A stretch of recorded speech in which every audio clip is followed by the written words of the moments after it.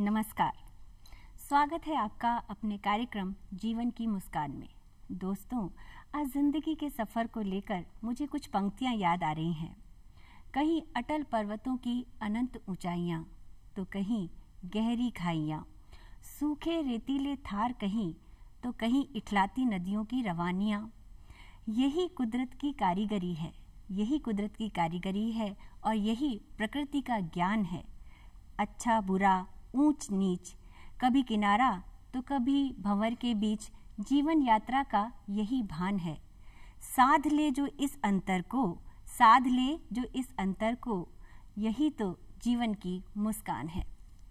तो दोस्तों, आज हम अपने इस कार्यक्रम में एक ऐसी ही शख्सियत से आपको मिलाना चाहते हैं, एक ऐसे ही व्यक्तित्व से आपको मिलाना चाहते हैं जिसने अपने जीवन के अंतर को साधा, जीवन यात्रा के अंतर को साधा और बनी जीवन की मुस्कान, न सिर्फ स्वयं के लिए बल्कि और लोगों के लिए भी।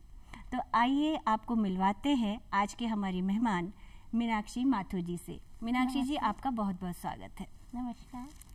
मीनाक्षी जी, आज जब बात हम जीवन यात्रा के बारे में ही कर रहे हैं तो शुरुआत यहीं से करते हैं। सबसे पहले आप अपनी जीवन यात्रा के बारे में कुछ बताइए। मेरा बचपन बहुत सुंदर था। बाद में मेरा जवानी का समय भी बहुत सुंदर रहा, अभी का भी समय बहुत सुंदर है जी।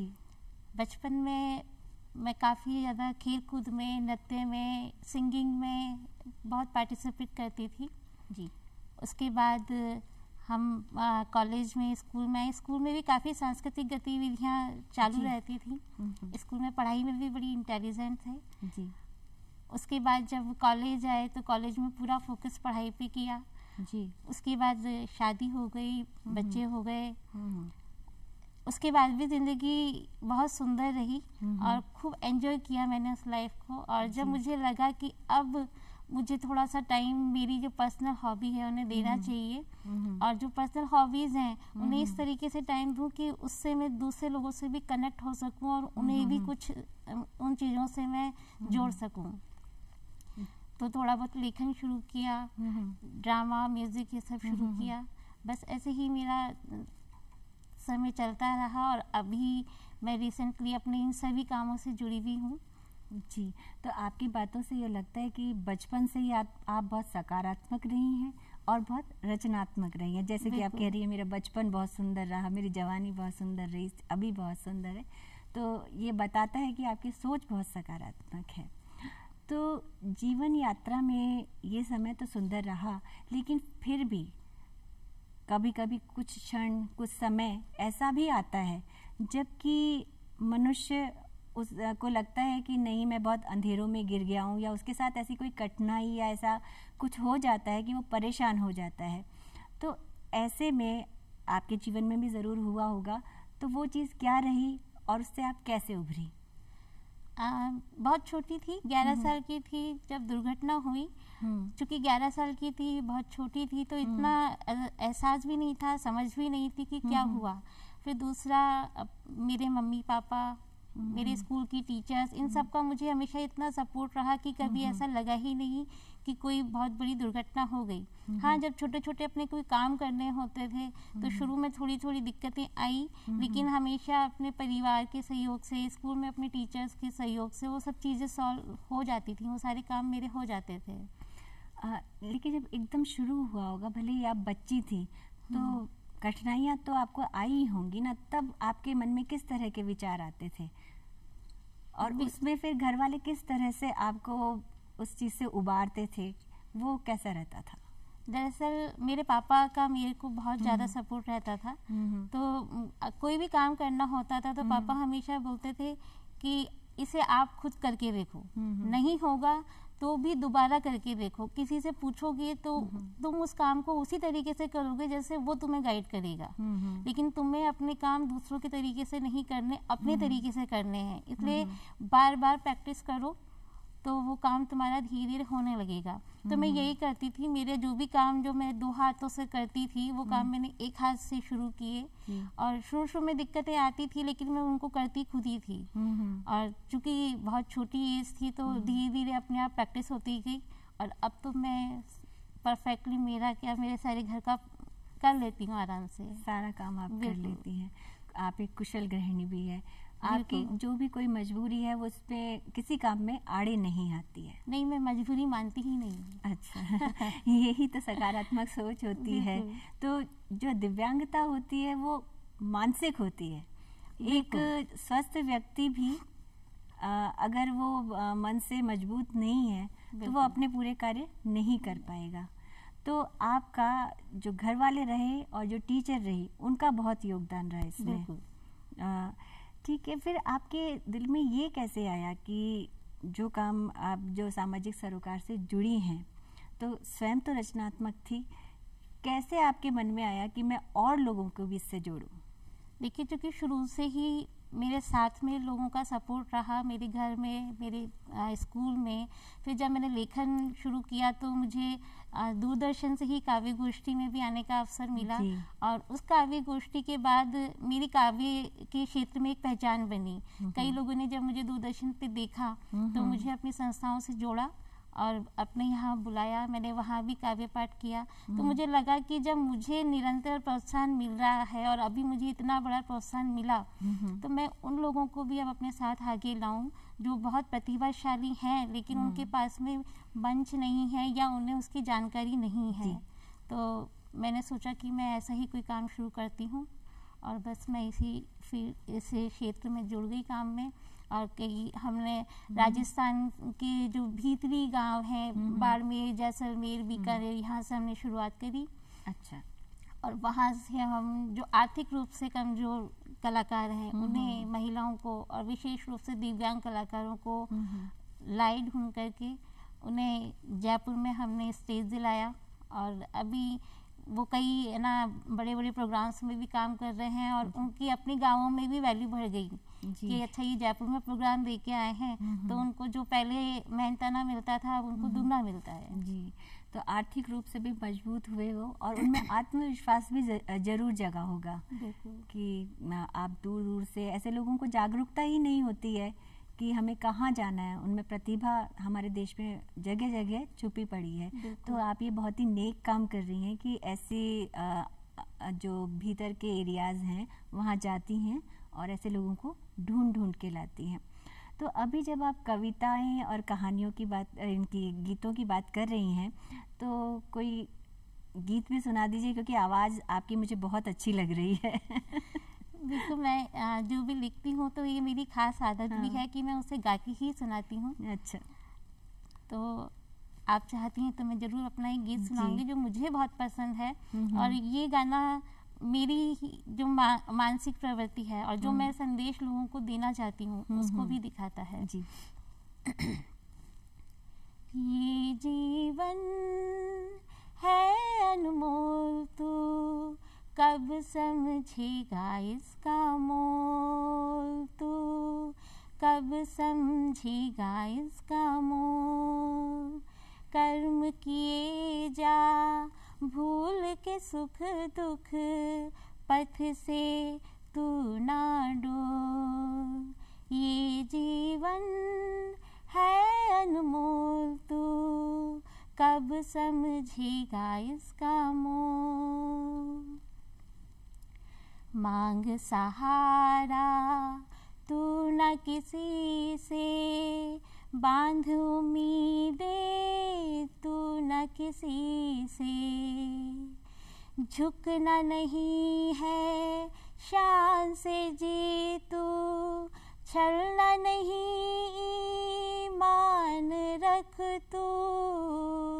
झुकना नहीं है शान से जी तू, छलना नहीं मान रख तू।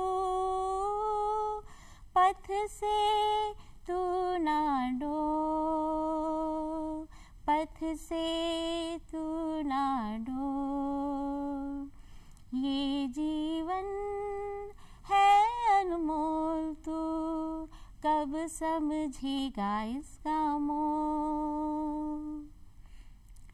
सागर गहरा हो तो क्या है, दूर किनारा हो तो क्या है। डरना नहीं झांक ले भीतर, जान ले खुद को, डरना नहीं है देख भंवर को। झांक ले भीतर, जान ले खुद को, पथ से तू ना डोल, पथ से तू ना डोल, पथ से तू ना डोल।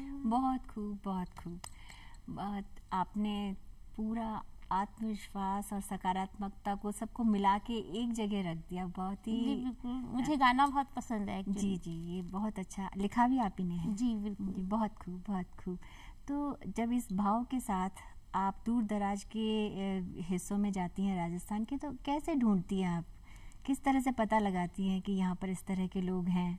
दरअसल जो हमारे स्थानीय स्रोत हैं और सोशल मीडिया का भी मैं इसमें साथ लेती हूँ, उसमें हम देखते हैं कि कौन कौन कलाकार हैं। कई बार मैं कईयों की टाइमलाइन पे भी जाके देखती हूँ। अच्छा। और लगता है कि ये कर रहे हैं लेकिन किसी भी मंच से जुड़ी हुई नहीं है, या फिर हमें उसी एरिया के लोग, क्योंकि अब हमारी संस्था का भी नाम हो गया है, तो लोग अपने आप हमें बताते हैं कि यहाँ पे ऐसे ऐसे कलाकार हैं। और विशेष रूप से जो दिव्यांग हैं, जो वहाँ से बाहर निकल नहीं पाते हैं, तो उनके लिए अब जरूर हमारे पास सूचना आती है कि यहाँ पे एक कलाकार है और वो बहुत अच्छा कर रहा है।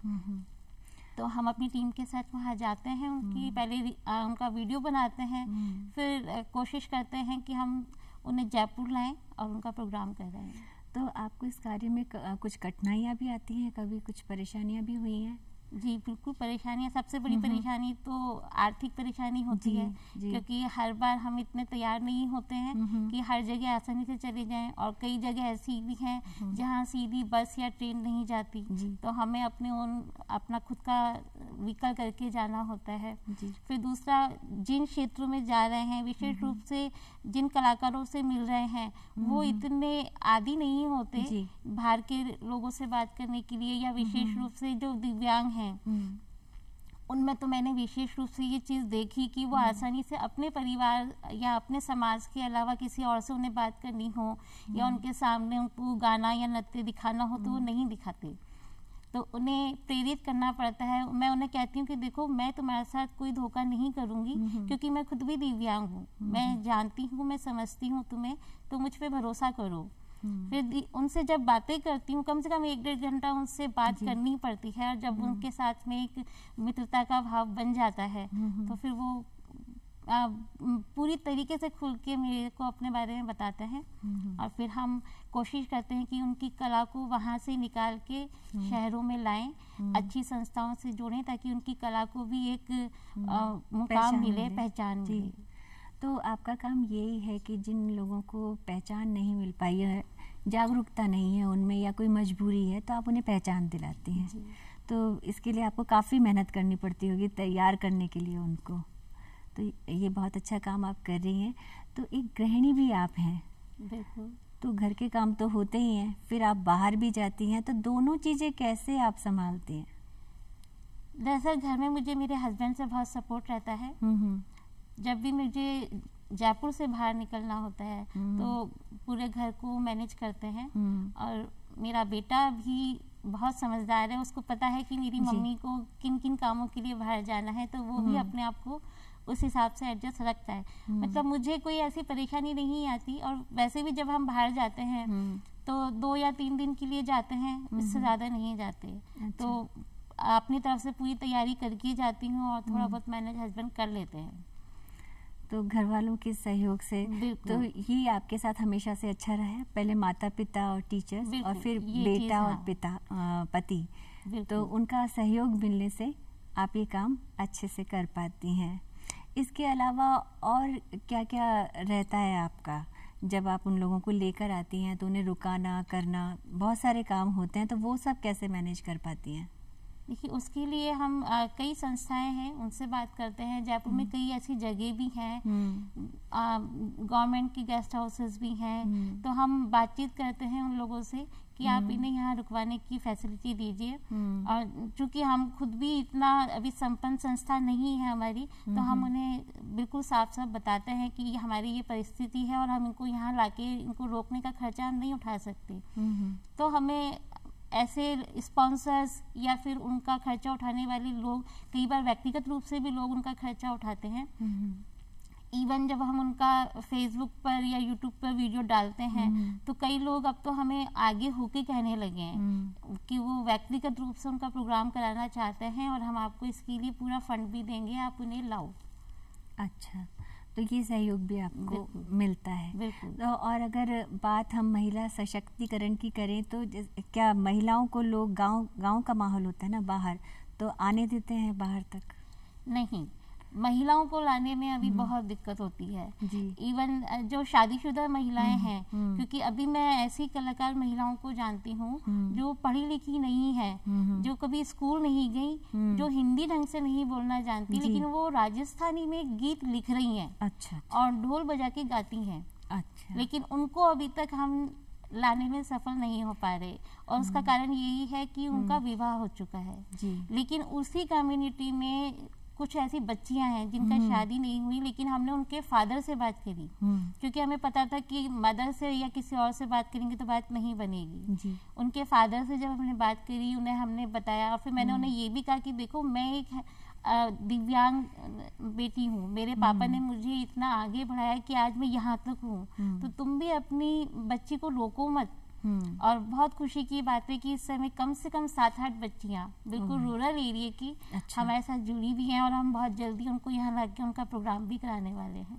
क्या बात है, बहुत ही अच्छी बात है। तो जिस तरह से ये बच्चियां जुड़ती हैं, तो फिर कभी जब बात होती है तो कुछ कहती हैं वो आपको, उनके घर वालों का फिर बाद में क्या रिस्पॉन्स रहता है आपसे? जब एक बार वो प्रोग्राम देने आ जाते हैं, पहले मना करते हैं, फिर उनको कैसा महसूस होता है? फिर वो बहुत खुश होते हैं, वो बार बार पूछते हैं, मैडम अब अगला प्रोग्राम कब है?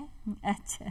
तो मतलब अच्छा लगता है उन्हें। अच्छा, अभी आपने गीत तो बहुत सुंदर सा सुनाया ही, आप कविताएं भी बहुत अच्छी लिखती हैं, तो आप एक छोटी सी कविता सुना दीजिए जल्दी से, क्योंकि हमारे पास समय बहुत कम है। बिल्कुल। ये जो दूर तक जाता कच्चा रास्ता है ना जी, पगडंडी है ये, सीधी नहीं होती ये पगडंडियाँ, ये होती हैं टेढ़ी मेढ़ी, ये होते हैं ऊबड़ खाबड़, फूल नहीं बिछे होते इन पर, बिखरे होते हैं नुकीले कंकर, भारी पत्थर, बिछे होते हैं कांटे और सूखी घास, रोशनी भी नहीं होती, पसरा होता है दूर तक सन्नाटा। तुम डरना नहीं इस वीराने से, थकना भी नहीं और भागना भी मत, सधा कर रखना एक एक कदम धैर्य और आत्मविश्वास के साथ। कुछ ही दूरी पर तुम्हें तुम्हारे ही भीतर नजर आएगी एक जलती मशाल। जी, ये तो आपने बहुत अच्छी कविता सुनाई और एक संदेश हमारे दर्शकों को दिया। इसके अलावा भी आप शब्दों में और क्या कहना चाहेंगी हमारे दर्शकों से? मैं विशेष रूप से ये कहना चाहूंगी कि परिस्थिति कैसे भी हो, आप हिम्मत मत हारो, और उम्मीद करना, आशा करना हमारा एक मानवीय व्यवहार है, लेकिन आपको जो कुछ भी करना है, आप किसी का इंतजार मत करो, आप अपने कदम बढ़ा दो और आपके साथ लोग जुड़ते जाएंगे और आपका जो मकसद है वो पूरा होता जाएगा। सीमित साधनों में अपने छोटे छोटे प्रयास निरंतर करते रहो, एक दिन बड़ी सफलता अवश्य मिलेगी।